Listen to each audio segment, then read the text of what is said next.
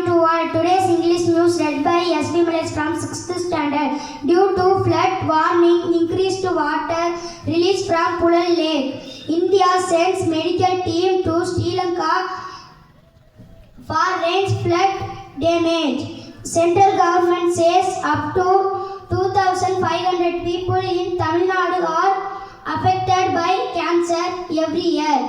Drug worth rupees 28 crores seized in Bengaluru. 3 foreigners arrested. Sports news. Rohit continues to be at the top of the batting rankings. Indian bowler Kuldeep Yadav is in 6th position in the bowler rankings. Thank you. Have a nice day.